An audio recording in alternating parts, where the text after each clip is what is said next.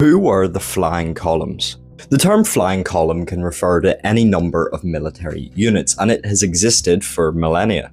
But in a more contemporary sense, it refers to two main groups: the Boer commandos of the Boer War and the Irish Republican Army of the War of Independence. But here we'll be focusing mostly on the IRA. See, at the outbreak of the War of Independence, the Irish won some early successes, but a lot of their action was incredibly small scale, and they were crippled pretty heavily by the introduction of the British Army into Ireland. See, the IRA had many organisational problems, but one of their main ones was their makeup. One of the great strengths of the IRA was, of course, they were deeply embedded in their communities. But however, this was also one of their main weaknesses, because for the most part, their early enemies, which consisted of police units, were also in those same communities. All these individuals were known, and the IRA, which may be surprising to some, was actually heavily made up of the middle classes of Ireland. While this greatly benefited them during small-scale activities such as raiding police barracks for arms, it didn't serve so well in actual combat with the army.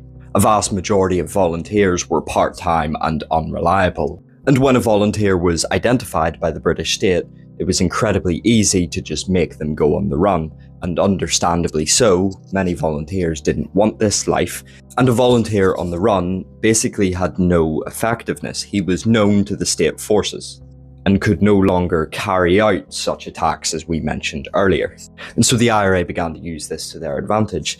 These men on the run would form into units called flying columns. Now, these were relatively small all arms. All arms here referring to the fact that while in a traditional military, subunits such as artillery and machine gunners would be separate, in these flying columns they would be integrated.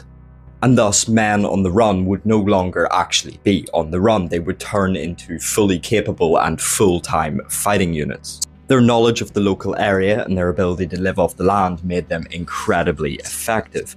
But their existence didn't actually end with the War of Independence. If we take our way to the Troubles of the 1960s through to the 90s, it evolved once again into something called the active service units of the Provisional IRA. See, the Provisional IRA had much the same problem. They had a mass of volunteers, but due to British efforts such as Operation Motorman and their intelligence network heavily infiltrating the IRA, this meant that most volunteers were part-time and deeply unreliable. They could be used, but they couldn't really be used to their full effectiveness.